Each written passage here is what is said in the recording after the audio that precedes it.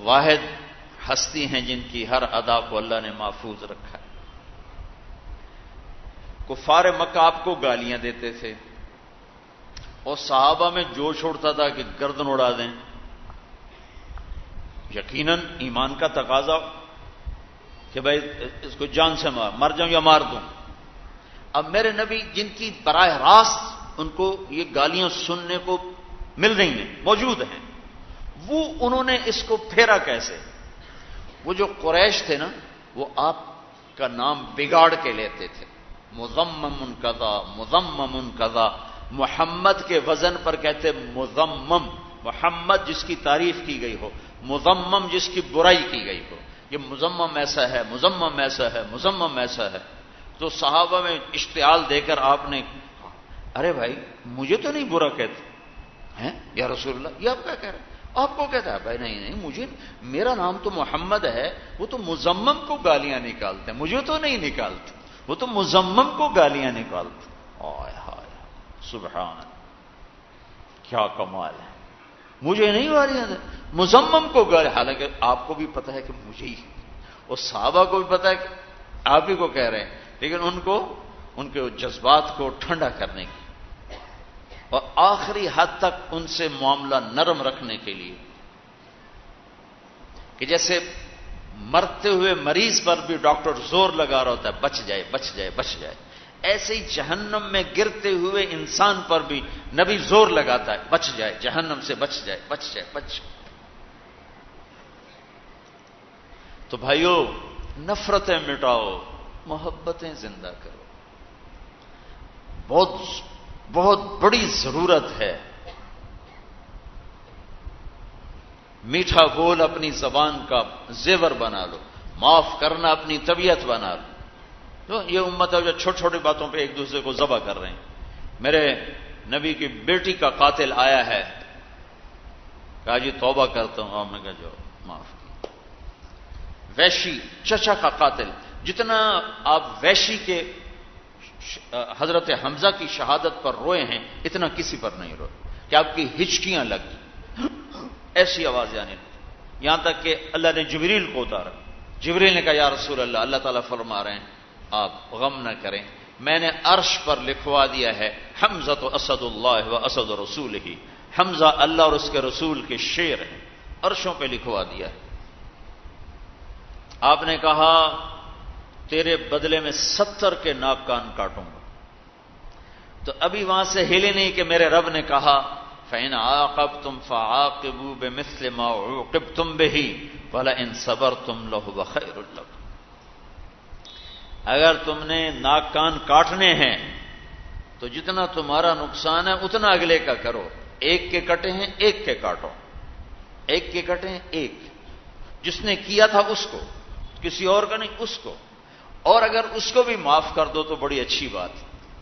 تو ہمارے نبی نے کہا بل نصبر، یا اللہ ہم نہیں، ہم صبر کریں۔ تو آپ اتنا روئے تھے اور پھر 70 دفعہ نماز جنازہ پڑھائی، 70 دفعہ نماز جنازہ پڑھائی، دنیا میں کسی کی ایسے نماز نہیں پڑھی گئی۔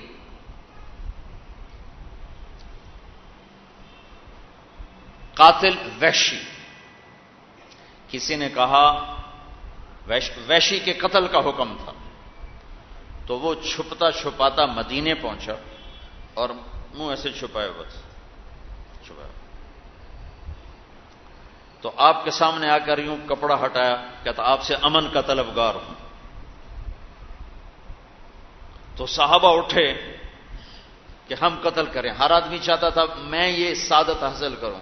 آپ نے کہا پیچھے ہٹ جاؤ، ایک آدمی کا کلمہ پڑھ لینا مجھے 1000 کافروں کو قتل کرنے سے زیادہ محبوب ہے۔ ایک آدمی کا کلمہ پڑھ لینا مجھے 1000 کافروں کو، لاسلام رجل واحد احب الی من قتل 1000 کافر، کہ قتل ضرورت کی وجہ سے ہے کہ نہیں کسی طرح رخ پہ آ رہا تو آخری درجہ ہے کہ ٹھیک ہے تلوار اٹھاؤ، لیکن نبی اس لیے نہیں آتا، اس لیے اس کی آخری کوشش ہوتی ہے بچا لو بچا لو بچا لو، نہیں بچتا اور فتنہ ہے ٹھیک ہے اب تلوار بھی چلے گی۔ تو آپ نے کہا پیچھے ہٹ جاؤ، ایک آدمی کا کلمہ پڑھنا 1000 کافروں کو قتل کرنے سے محبوب ہے۔ اب اس نے کلمہ نہیں پڑھا، امید لگ گئی ہے کہ پڑھ لے گا، جو آیا ہے میں امن چاہتا ہوں، میں امن چاہتا ہوں۔ تو آپ نے کہا میری دلی تمنا تھی میں تمہیں قتل کروں، میری دلی تمنا تھی میں تمہیں قتل کروں، لیکن تو نے امن طلب کیا ہے، اور میرا رب کہتا ہے جو امن طلب کرے اسے امن دو۔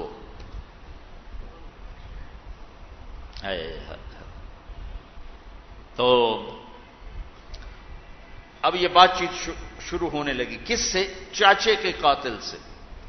وحشی کہتا ہے آپ کا رب کہتا ہے جو شرک کرے گا، زنا کرے گا، قتل کرے گا، وہ جہنم میں جائے گا۔ میں نے یہ سارے کام کیے ہیں۔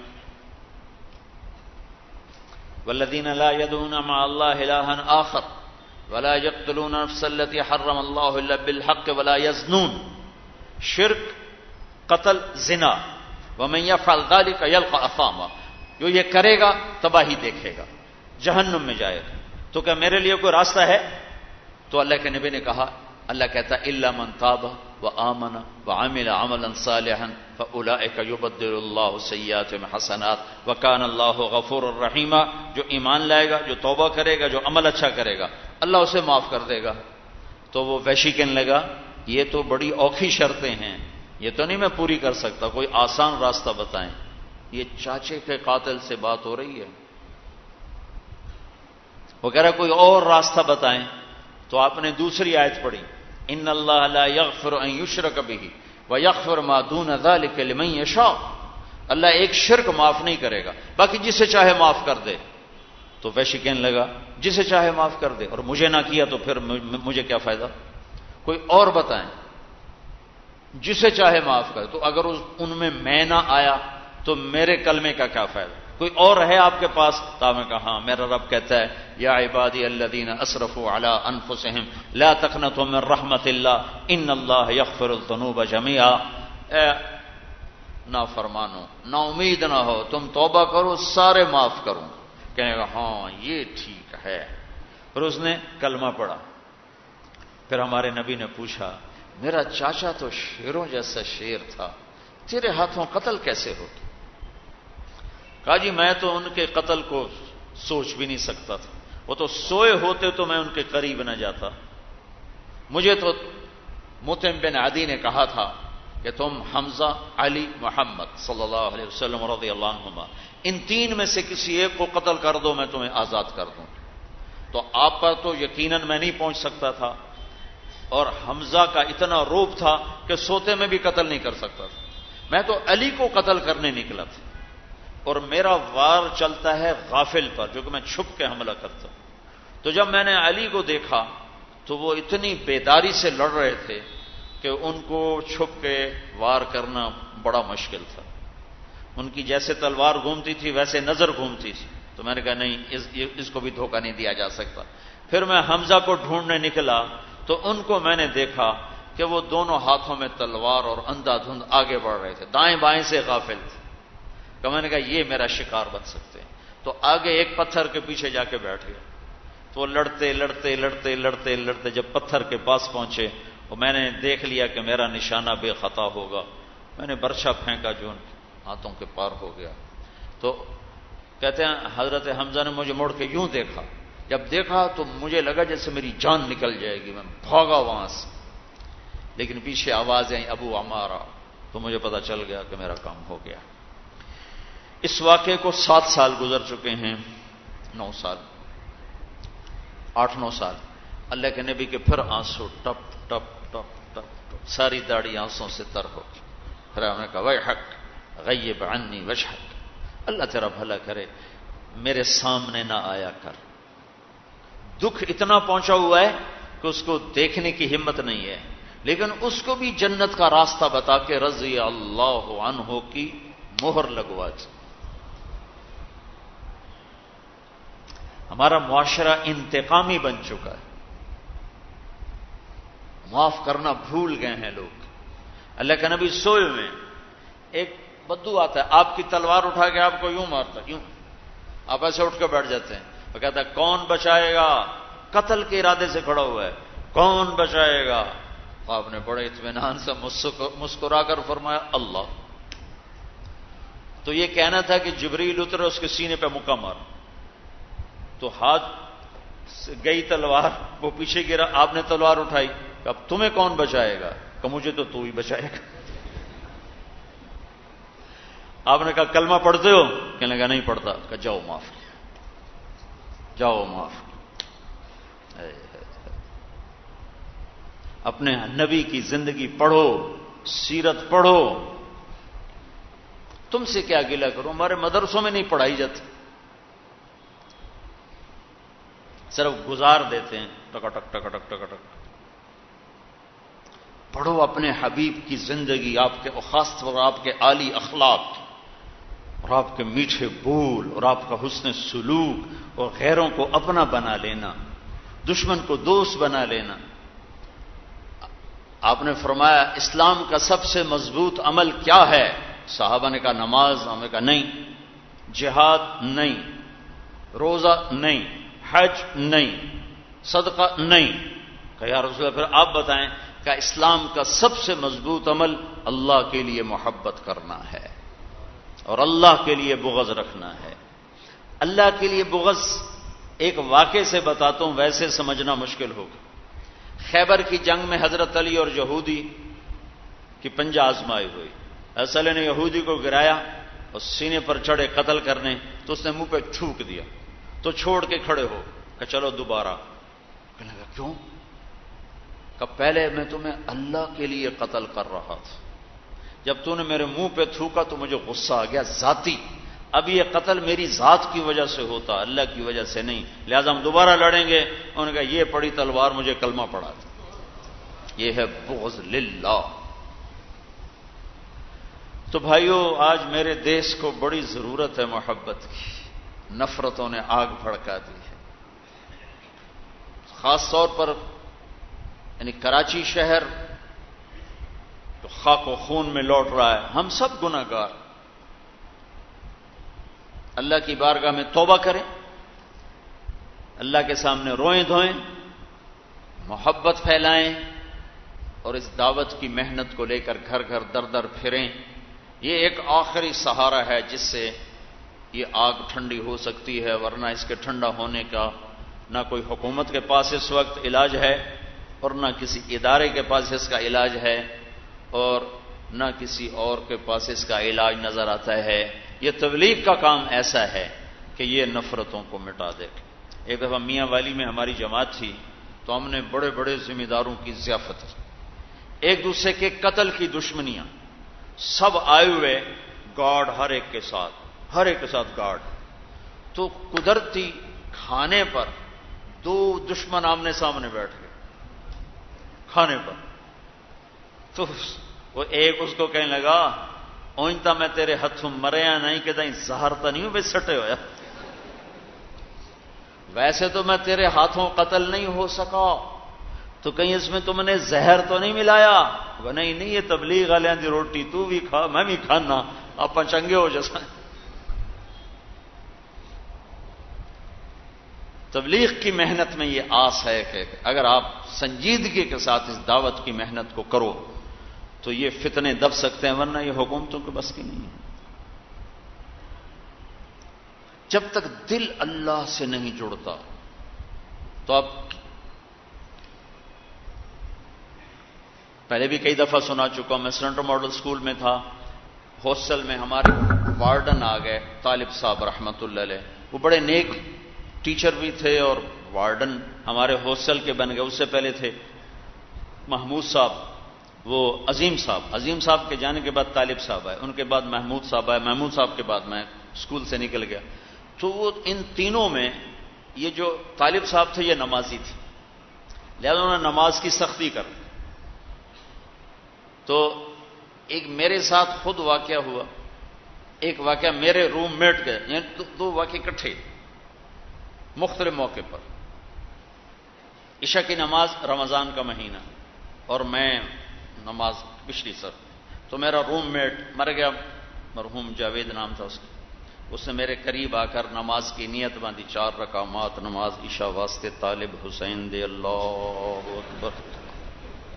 تو مجھے بھی کوئی نماز کا پتہ تو تھا نہیں، تو میں نے نماز توڑ دی، میں وہ ایک ہی کی تھی، میں طالب حسین دی پڑھدا پیا، میں کوئی اللہ دی تھوڑا پڑھدا پیا۔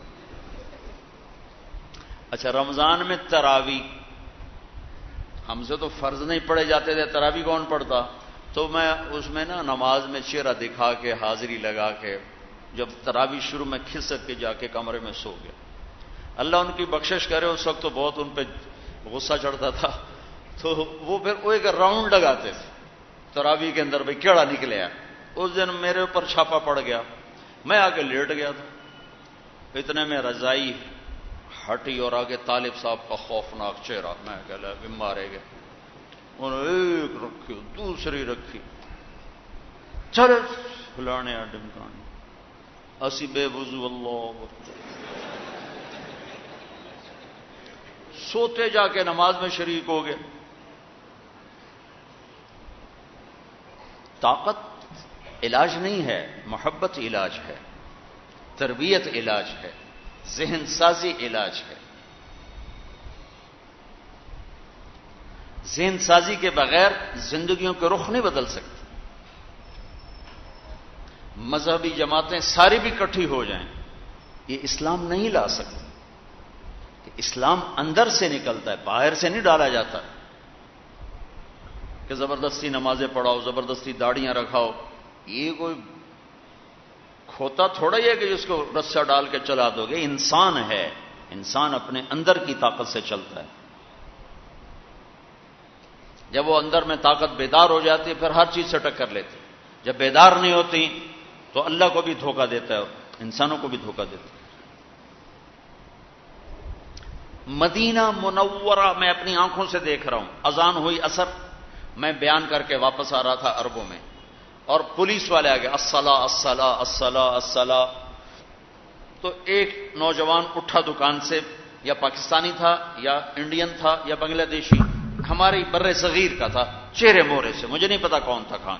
اس نے جا کے شٹر گرانا شروع کیا نماز کے لیے، اور یوں دیکھنا شروع کیا، پولیس آئی ہے، پھر یوں دیکھ رہا ہے، پولیس گزر گئی، شٹر یہاں آ چکا ہے، پولیس آگے گئی، اس نے چھلانگ لگائی دکان کے اندر اور شٹر بند کر کے بیٹھ گئی، اور سامنے مسجد نبوی، سامنے۔ حکومت اگر لوگوں کو نمازی بنانے کا ٹھیکہ لے گی تو ایسے نمازی بنے گی۔ یہاں سے شمع جلے، یہاں سے اللہ نور السماوات والارض مثل نورہ کمشکات فیہا مصباح المصباح فی زجاجہ الزجاجۃ کأنہا کوکب دری یوقد من شجرۃ مبارکۃ زیتونہ لا شرقیہ ولا غربیہ یکاد زیتہا یضیء ولو لم تمسسہ نار نور علی نور یہدی لنور اللہ من یشاء یہدی لنورہ من یشاء۔ یہ اللہ تعالیٰ نے کیا خوبصورت مثال دی کہ یہاں شمع روشن ہوگی تو راستہ نظر آئے گا، دل اندھا ہو راستہ نظر نہیں آ سکتا۔ تو تبلیغ کا کام وہ اندر کی دنیا کو بیدار کرنے کی محنت اور کوشش کہ وہ بیدار ہو جائے۔ اوہو، ہمارے علاقے میں ایک چکلا ہے، رنجیت سنگھ نے جب ملتان فتح کیا تھا 1818 میں، تو اس نے 3 جگہ یہ برائی کے اڈے قائم کیے تھے، ایک لاہور، ایک ملتان جو میرا ضلع ہے، ایک کیروڑ پکا آج کل وہ تحصیل ہے، اور ایک تلمبا جو میرا ٹاؤن ہے، اس کے قریب میرا گاؤں۔ 1818 میں 3 بازار حسن قائم کیے تھے۔ کئی سال پہلے مجھے خیال آیا کہ یہ جو بچیاں یہاں ہیں ان کو تو ہم نے کبھی جا کے پوچھا ہی نہیں، ان پر بھی تو کبھی محنت کرنی چاہیے کہ اللہ تعالیٰ ان کو ہدایت دے دے۔ تو میں نے جواد وسیم کو بلایا جو اسٹیج کا کام کرتا ہے، خالد عباس ڈار، اس کو بلایا، S24 کی جماعت میں کہ جاؤ ان سے بات کرو۔ تو ایک ساتھی نے ان کو جمع ہو گئے، 60-70 جمع ہو گئے، کچھ ایج اکثر نوجوان جو بیچاری کس مجبوری میں یہ کام کر رہی ہیں۔ تو ہمارے ساتھی نے کہا، بیٹیوں میں آپ پر عزت کی چادر ڈالنے آیا۔ اب یہ کوئی جملہ، کوئی تقریر تو نہیں نا، ایک جملہ ہے، بیٹیوں میں آپ پہ عزت کی چادر ڈالنے آیا ہوں. تو انہوں نے پھوٹ پھوٹ کے رونا شروع کر دیا کہ یہاں تو لوگ ہمارے کپڑے اتارنے آتے ہیں، آپ کون ہیں جو ہم پہ چادر ڈالنے آئے ہیں؟ یہاں تو کپڑے اتارنے لوگ آتے ہیں، چادر ڈالنے والا تو کبھی کوئی نہیں آیا. اس ایک بات نے ان کو رلا کے رکھ دیا. پھر ہم جا کے کارگزاری سنائی. میں نے کہا ان کو جمع کرو، میں بیان کروں. میں نے ان کو ایک جگہ جمع کیا، ان میں بیان کیا. 2-3 دن گزرے تو میرے پاس ایک لڑکی آئی بڑی خوبصورت. تو اس کے ساتھ ایک ایجنٹ. تو مجھے کہا اندر گھر میں لیٹا ہوا تھا، جی باہر 2 عورتیں آئیں.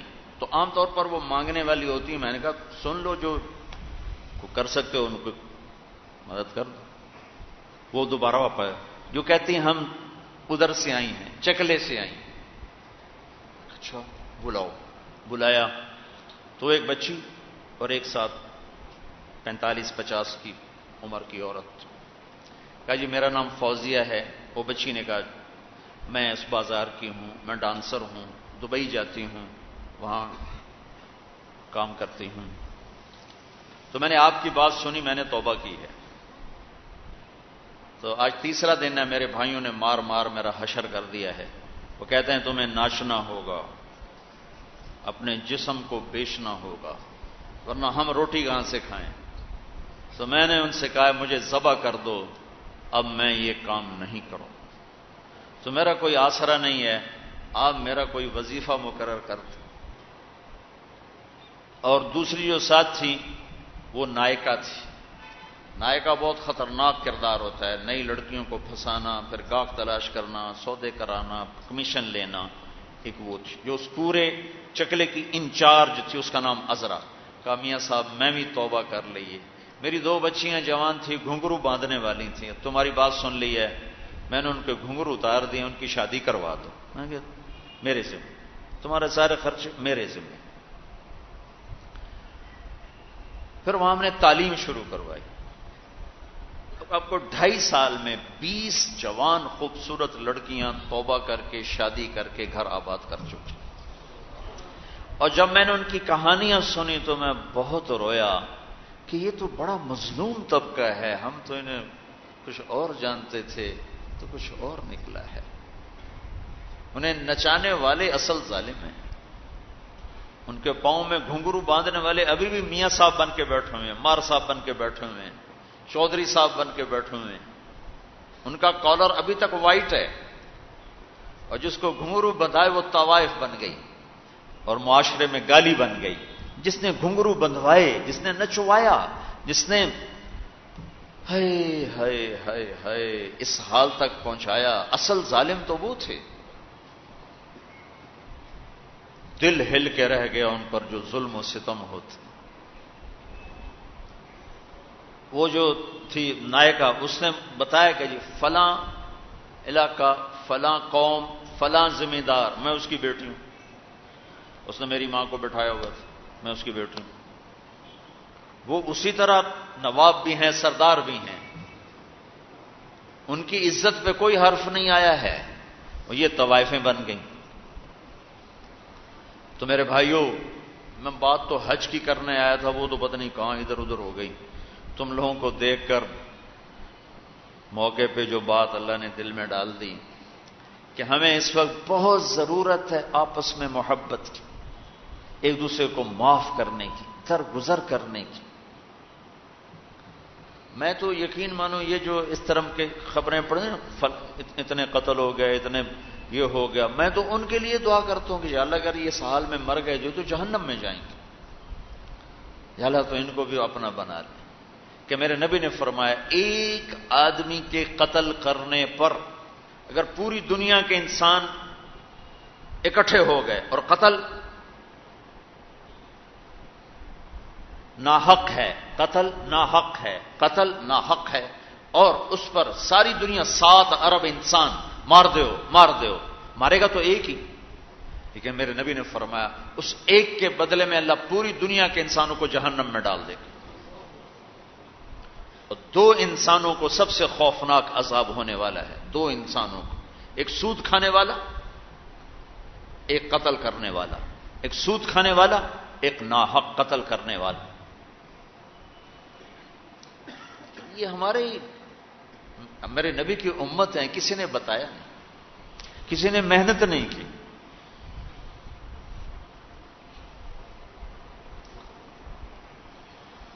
آخری حج کا خطبہ آپ نے جو دیا، ہر دفعہ یہاں سے بات شروع کی، تمہارے جان مال ایک دوسرے کے لیے قابل احترام ہے، کسی پہ ہاتھ نہ ڈال. میرے نبی نے کبھی زبان سے کسی کو دکھ نہیں پہنچایا، کبھی زبان سے کسی کا نام لے کر اس کو رسوا نہیں کی. زبان کی لگائی ہوئی آگ ہے جو آج سارے بھڑکتی ہوئی دیکھ رہے ہیں.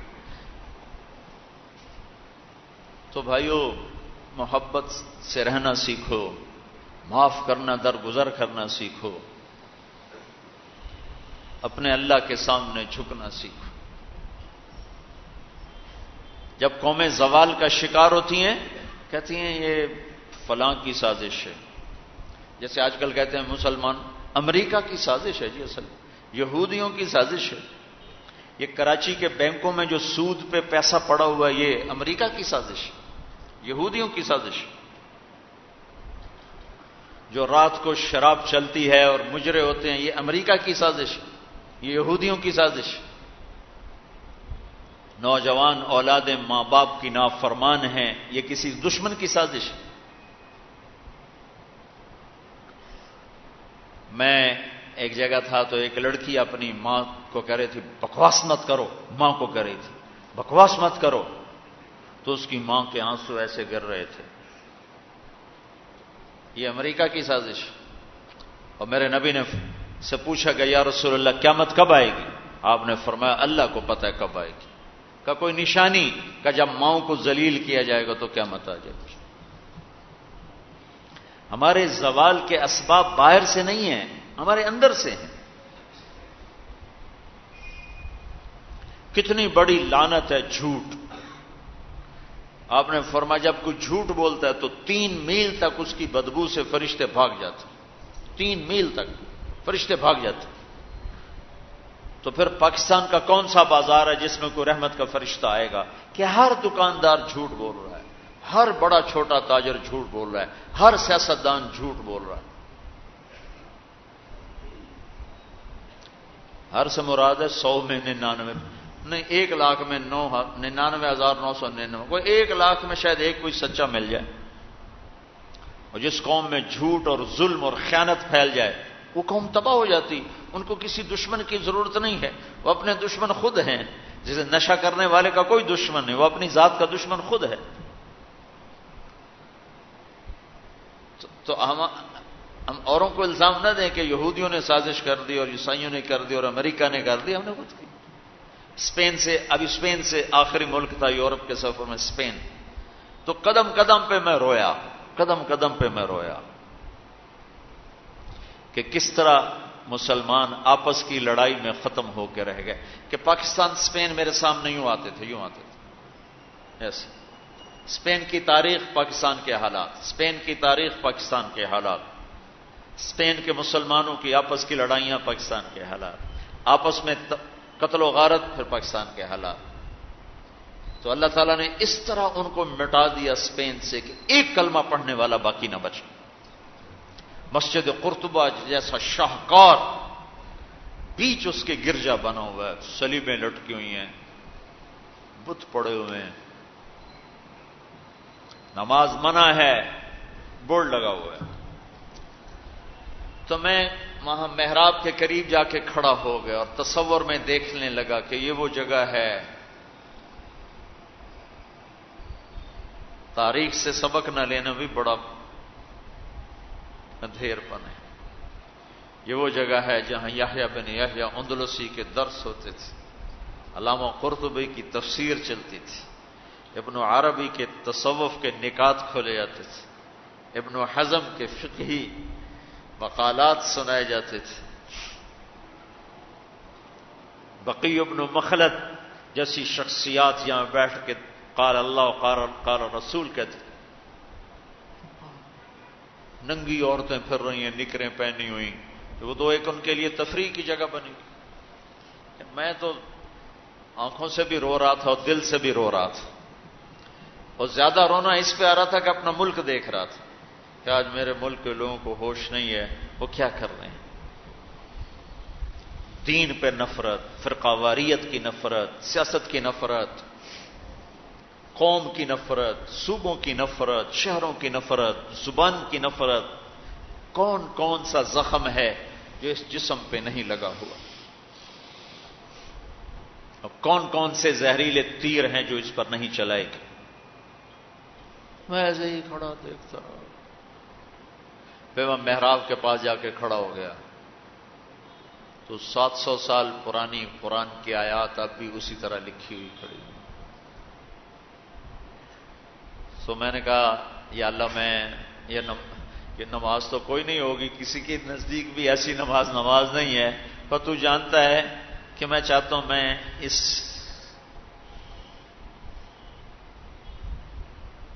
ارے میرے بھائیو، آپس کی نفرتیں مٹا دو اللہ کے واسطے. اپنی جان کے دشمن نہ بنو. معاف کرنا سیکھو، درگزر کرنا سیکھو. فرقہ واریت کی باتیں کرنا چھوڑو، تقریریں سننا چھوڑو. تاریخ میری کمزوری رہی ہے، میں بچپن سے تاریخ پڑھتا آ رہا ہوں. یہ تبلیغ میں لگنے سے پہلے ہی ذوق تھا تاریخ پڑھنا. جب تبلیغ میں لگے تو مدرسے میں آ گئے تو اور پڑھنے کا لگ گیا. پھر کچھ اللہ تعالیٰ نے یاد اچھی دے دی تو جو چیز پڑھی وہ یاد رہے گی، وہ سارا تسلسل. اور میں تو ایسے بس ڈوبتا ابھرتا رہا کہ یا اللہ، آج میں یہاں اس دھرتی پہ سجدہ نہیں کر سکتا جہاں 700 سال جن اینٹوں نے سجدے کے لمس محسوس کیے، جن اینٹوں نے تیرے لاکھوں کروڑوں پیاروں کے آنسو جذب کیے، جن در و دیوار نے تیرے ہزاروں محبوب لوگوں کے واز و ارشاد سنے، جن کونوں میں تجھے یاد کرنے والے ہزاروں لاکھوں کروڑوں انہیں روشن کرتے کرتے کرتے آج اسی زمین کے نیچے سوئے ہوئے ہیں. قرطبہ کے قبرستان پہ شہر بنا ہوا ہے، نہ کسی بادشاہ کی قبر باقی اور نہ کسی بڑے کی نہ کسی چھوٹے کی. میں یہاں نماز پڑھتا ہوں، میری نماز قبول کر لے. میں نے اشاروں میں نماز پڑھی، اللہ اکبر، پھر ثنا، پھر ساتحہ، پھر رکوع، پھر سجدہ، اللہ اتنا کو کیا ہے، رکوع سجدہ اتنا کر کے تاکہ کسی کو چونکہ جو داڑھی والا اندر آتا نا تو اس کے پیچھے سیکورٹی لگ جاتی کہ کہیں کسی کونے میں چھپ کے نماز نہ پڑھ لے. تو ایک سیکورٹی والا ہمارے پیچھے کر رہا تھا. چلو یا اللہ، میں بھی ان میں ہو جاؤں جنہوں نے اس مسجد میں نماز پڑھی تھی.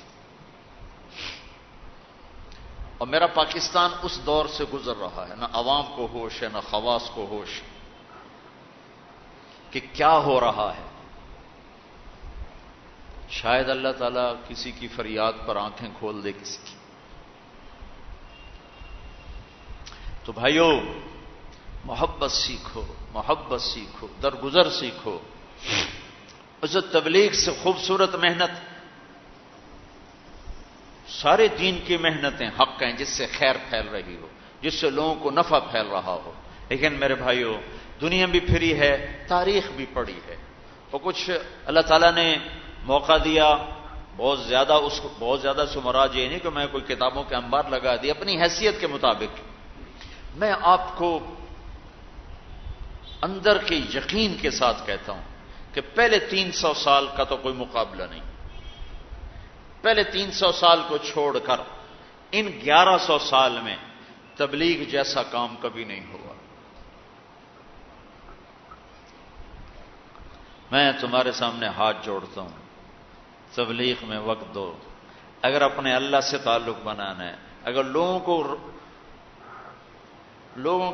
کو اللہ کی طرف پھیرنا ہے تو تبلیغ میں جاؤ. بہت بڑا مجمع آیا ہوا ہے، صرف ہر مہینے 3 دن کی نیت کر لو کہ ہر مہینے 3 دن لگانے ہیں. کرو گے نیت؟ کرتے ہو نیت؟ ہر مہینے 3 دن لگانے شروع کر دو، تمہاری زندگی میں تبدیلی آ جائے گی. 6 بر اعظم کے انسانوں تک پیغام پہنچ رہا ہو، ہر زبان کے لوگوں کو ہدایت مل رہی ہو، ہر طبقے کو ہدایت مل رہی. جب طوائفوں کی طرف ذہن گئے، ان کا خسروں کو بھی تو لینا چاہیے، وہ بھی تو نبی کی امت ہے، ان کے پاس پہنچ گئے. تو ہمارے علاقے کا سب سے بڑا ڈانسر، اب اس کی داڑھی ہے، 5 وقت کا پہلی صف کا نمازی ہے. جب میری اس کی پہلی ملاقات ہوئی، میں نے کہا وہ کبھی نماز پڑھی؟ کہا جی کدی نہیں. کدی جمعہ پڑھے؟ جی کدی نہیں. عید پڑھی؟ جی کدی نہیں. میں کیوں؟ کہ جی یہ مولوی ساڑھے نال نفرت کریں دن اور اساں بھی پرا پرا رہ جانے ہیں، تو سب پیار کیتے ایسی آ گئے ہیں. اس کا چلا بھی لگ چکا ہے، داڑھی بھی رکھ لی ہے. ایک مجھے ملا یہی اس کے بال کٹوائے، سارا کچھ سٹ کیا، اور کچھ عرصے بعد پھر میں دیکھو نا سرخی لگائی، وہ پوٹو بہت ہے نا کی بڑی. اس نے اپنے واقعہ سنا، کہا جی میں مسجد میں گیا نماز پڑھنے، تو مولوی صاحب نے آخیا اے خسرا کدے اندر وڑا ہے، انہوں باہر کٹو، انہوں باہر کٹو. تو وٹیک سنگھ گئی ہماری جماعت 95 میں. تو اس وقت وہ یہ سوشلزم کا بڑا مرکز تھا وہ. تو اس کے جا کے اس سے ملے ہمارے ساتھی، جو بڑا ان کا وہ پریزیڈنٹ تھا، صدر تھا. اس نے کہا جی مسلمان ہوں، کافر نہیں ہوں. مسلمان کافر نہیں ہوں، سوشلزم سے متاثر ہیں. تو اس کی ہم بات کرتے تھے، ہم پر دہریے کا لیبل لگنا شروع ہو گیا، دہریے دہریے دہریے. ایک دن نماز پڑھنے گیا مسجد، ظہر کی نماز تھی، عصر کی نماز، وضو کر لیا تھا اور مسح کے لیے پانی لیا، مسح کرنے کے لیے ہاتھوں میں پانی لیا. تو پیچھے سے مولوی صاحب کی آواز آئی امام مسجد، اے دہریہ اندر کدے وڑا ہے، نو باہر کٹو. تو میں نے وہ پانی یوں کر دیا، اور اس کے بعد آج تک میں مسجد نہیں گیا. اس میں جتنا مجرم وہ ہے، اتنا ہی مجرم وہ امام مسجد ہے جس نے یہ کہا ہے دہریہ نو باہر کٹو. تو بھائیو بہت بڑا مجمع بیٹھے ہو اوپر نیچے، اور اکثر نوجوان نظر آ رہے ہو. محبت سیکھو، اللہ سے صلح کر لو، توبہ کرو. یہ جو لوگ چوریاں ڈاکے کر رہے ہیں، ان کے لیے بھی دعا کرو کہ اللہ ان کو بھی ہدایت دے. وہ اس حال میں مر گئے تو پتہ نہیں کون سی جہنم میں جائیں گے. تو نیت کرتے ہو سارے؟ ایک نیت میں اور کروایا کرتا ہوں کہ بھئی آج تک جو ہوا آئندہ توبہ، صلح کر کے اٹھیں، اللہ کی بارگاہ میں صلح کر کے اٹھیں. تو اس کی بھی نیت کرتے ہو؟ ابھی تمہارے آنے سے پہلے اسپین کے ایک ساتھی سے بات ہو رہی تھی، وہ جو میں آخر میں توبہ کرواتا ہوں، انہوں نے کہا جی آپ تو چلے گئے ہیں اور ہمیں مسلسل خبریں آ رہی ہیں، چونکہ وہاں پاکستانی بہت زیادہ شراب کا کام کرتے ہیں، ان کے ہوٹلز ہیں تو ہوٹل میں شراب چلتی ہے. انہوں نے کہا جی مسلسل ہمارے لوگ کہ اسی جی توبہ کیتی ہے بھائی، اسی شراب ویچنی بند کرتی، شراب بند کرتی. مختلف جگہوں سے خبریں آ رہی.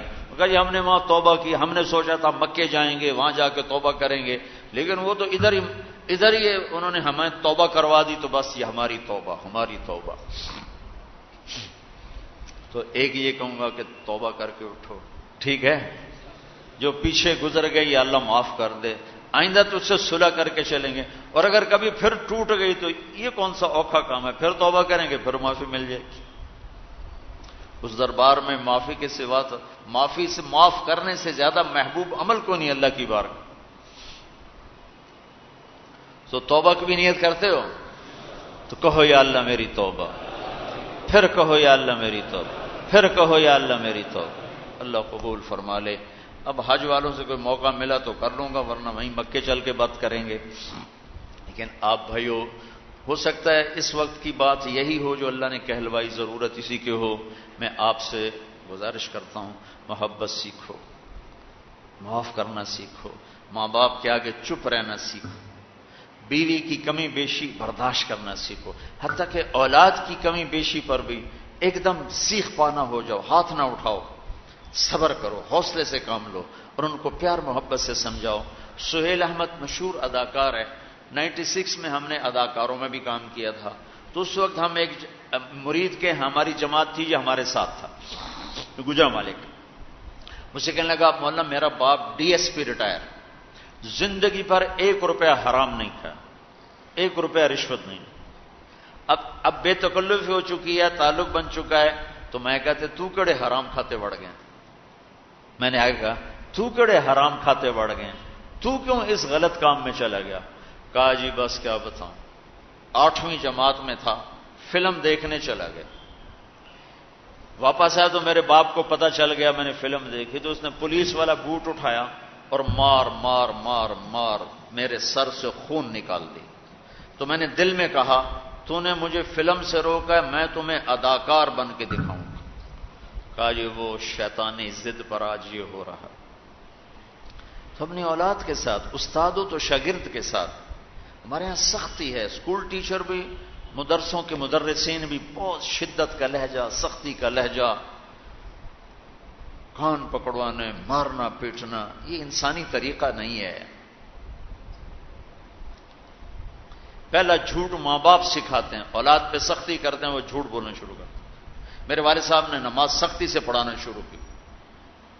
جب میں گھر میں ہوتا تھا تو اب اللہ گواہ ہے اپنے گناہوں کا ذکر نہیں کرنا چاہیے، لیکن صحابہ بھی کیا کرتے تھے، جاہلیت کے قصے سناتے تھے اللہ کے نبی کو، اپنے باپ کے ڈر سے بغیر وضو کے جا کے نمازیں پڑھیں. ایسی شدت نہ ہو کہ زبان جھوٹ کی آتی. 4تھی جماعت میں تھا میں. ہمارے استاد تھے ماسٹر شفیع صاحب رحمۃ اللہ علیہ، بڑے محنتی استاد. اس زمانے کے استاد ہوتے ہی محنتی تھے لیکن مارتے بہت. انہوں نے ہمیں حساب کا سوال لکھایا، سلیٹیں ہوتی تھیں اس پر. اب میں کوئی 12ویں نمبر پہ بیٹھا ہوا تھا اور جو جا رہا ہے آتا نہیں، ٹھو ٹھو ٹھو ٹھو، سوٹے بھی مکے بھی. میں کہہ رہا بھی مر گئے، مجھے بھی نہیں آتا تھا. اور میں انتظار کر رہا ہوں کہ یا اللہ میں اس سے نکلوں کیسے. سوال تو آتا نہیں، پکی گل ہے، سوٹے ہی ہیں. اب میرا چھوٹا ذہن اور میں سوچ رہا ہوں کہ کیا چکر چلاؤں، کیا چکر چلاؤں. تو تھوڑا سا بیک گراؤنڈ یہ ہے کہ چونکہ ہمارا زمیندارہ ماحول تھا تو استادوں کو گھر ہماری طرف سے گندم جاتی تھی، چاول جاتے تھے، گھی جاتا تھا، آٹا جاتا تھا، مکھن جاتا تھا، چینی جاتی تھی، مرچیں جاتی تھیں، جو سیزن پہ تو وہ جاتی تھی. تو کوئی 2 مہینے پہلے میرے استاد جی نے کہا تھا کہ پتر مرچاں بھجوا دے. ابے نو آخی مرچاں بھجوا دے. وہ میں بھول گیا کہنا بھول گیا. تو میں بیٹھا سوچ رہا ہوں یا اللہ جان کیسے بچاؤں، جان کیسے بچاؤں. وہ 2 مہینے پرانی بات یاد آ گئی. جب میرے سے آگے 2 لڑکے رہ گئے، اس وقت یہ سارا پچھلا کمپیوٹر کھلا. تو میں اٹھ کے گیا، میں نے کہا استاد جی ابا جی پہ آندین کل مرچاں پہنچ جا سن. ابا جی پہ آندین کل مرچاں پہنچ جا سن. انہوں نے کہا شاباش میرا پتر تو بائے جا.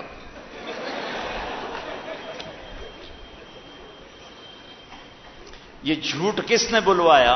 استاد نے، اس کے ڈنڈے نے، اس کی سختی نے.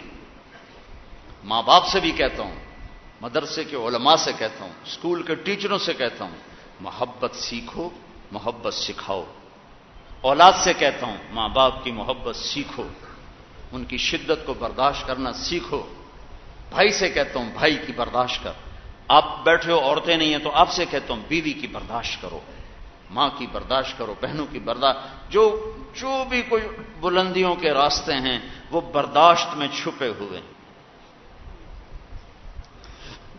اور تبلیغ میں وقت دو. تبلیغ سے بڑھ کر سارے دین کے کام خیر کے ہیں جس سے لوگوں کو نفع ہو رہا ہے، لیکن جو سب سے اس وقت لوگوں کے لیے خیر بھلائی کا کام ہے وہ یہ تبلیغ کا ہے. اس میں ٹائم دیا کرو، آپ کو بہت نفع ہوگا. اللہ تعالیٰ انشاءاللہ آپ کو آگے بڑھائے گا. کسی سے لڑے ہوئے ہو ابھی اٹھ کے صلح کر لینا، کسی سے ناراض ہو ابھی جا کر اس کو گلے لگا لینا. کہ اللہ کی بارگاہ میں بہت اونچا لے جانے والا عمل ہے جھک جانا، معاف کرنا، درگزر کر. تو اس کی بھی نیت کرتے ہو؟ اللہ تعالیٰ قبول فرمائے. اللہم لک الحمد کما انت اہلہ فصل علی محمد کما انت اہلہ وفعل بنا ما انت اہلہ انک اہل التقوی و اہل المغفرہ. ربنا تقبل منا انک انت السمیع العلیم وتب علينا إنك أنت التواب الرحيم. اللهم اغفر للمؤمنين والمؤمنات والمسلمين والمسلمات الأحياء منهم والأموات إنك سميع قريب مجيب الدعوات. اللهم إنا نسألك الهدى والتقى والعفاف والغنى. اللهم آت نفوسنا تقواها وزكها أنت خير من زكاها أنت وليها ومولاها. یا اللہ اس سارے مجمع کو ہم سب کو قبول فرما اور ہمیں پچھلے گناہوں پہ ندامت نصیب فرما. ہم توبہ کرتے ہیں یا اللہ ہماری توبہ کو قبول فرما. تو غفور الرحیم ہے، معاف کرنا تیری صفت ہے، اور بھول جانا خطا کرنا ہماری کمزوری ہے. ہماری کمزوری پہ رحم فرما کر ہمیں معاف فرما دے. ہمارے پچھلے صغیرہ کبیرہ گناہ، آنکھ کے، کان کے، زبان کے، ہاتھ کے، پاؤں کے، جو بھی ہمارے جسم سے تیری نافرمانی کا کام ہوا اپنے محبوب کے صدقے معاف کر دے. اور ہمیں اس مجلس سے اٹھنے سے پہلے پہلے یا اللہ ایسے بنا دے جیسے آج ماں کے پیٹ سے نکلے ہوں. یا اللہ تجھے قدرت ہے، تو اس کا فیصلہ فرما. اور یا اللہ ہمارے گناہوں کی وجہ سے جو پورے ملک پر اور خاص طور پر اس شہر پر جو یا اللہ مشکل حالات آئے ہوئے ہیں، یا اللہ ہم تیری بارگاہ میں تیرے سامنے عرض کرتے ہیں تو ان کا حل فرما. یہ حکومتوں کے بس کی بات نہیں ہے، یہ تیرے ارادے کی بات ہے. تو محبتوں کو پیدا فرمانے والا ہے. ان نفرتوں کو مٹا دے اور محبتوں کو زندہ فرما دے. ان چوری ڈاکے کو ختم فرما دے. اور رزق حلال یا اللہ ہر آدمی کے اندر اس رزق حلال کمانے کا جذبہ پیدا فرما دے. یا اللہ آپس میں جو عداوتیں ہیں، جو دشمنیاں ہیں، انہیں محبت میں تبدیل فرما دے. وہ دین کے نام پر ہوں، دنیا کے نام پر ہوں، سیاست کے نام پر ہوں، کسی بھی شکل پر اگر آپس میں کوئی نفرت ہے یا اللہ اپنے فضل سے مٹا دے. ہم تو تھکے پڑے ہیں میرے مولا، تو عاجز نہیں ہے. ہم تو عاجز ہیں، تو قدیر ہے. ہم تو حقیر ہیں، تو کبیر ہے. ہم ذلیل ہیں، تو عزیز ہے. ہم کمزور ہیں، تو قوی ہے. تیرا چاہا پورا ہوتا ہے، ہمارا چاہا تیرے بغیر پورا نہیں ہو سکتا. تو نے ہمیں یہ دیس دیا، بڑے یا اللہ رحمت سے دیا، فضل سے دیا. ہم اس کی قدر نہ کر سکے. آج یہ ہمارے گناہوں کی وجہ سے لہو لہان ہے. ہمیں بھی معاف فرما دے، ہمارے دیس والوں کو بھی معاف فرما دے، اور اسے امن کا گہوارہ بنا دے، محبتوں کا گہوارہ بنا دے، الفتوں کا گہوارہ بنا دے، ایک دوسرے کی قدر کرنے والا بنا دے، ایک دوسرے کو معاف کرنے والا بنا دے. اس سارے مجمع کو قبول فرما لے. اس مسجد کو، مسجد کے نماز پڑھنے والوں کو، پڑھانے والوں کو، پڑھنے والوں کو قبول فرما لے. اس مسجد کے اطراف والوں کو، پورے اس محلے کو قبول فرما لے. اور دنیا کی بھی ہر خیر عطا فرما، اور آخرت کی بھی ہر خیر عطا فرما. دنیا کے ہر شر سے بچا اور آخرت کے ہر شر سے بچا. صلی اللہ تعالی علیہ وسلم.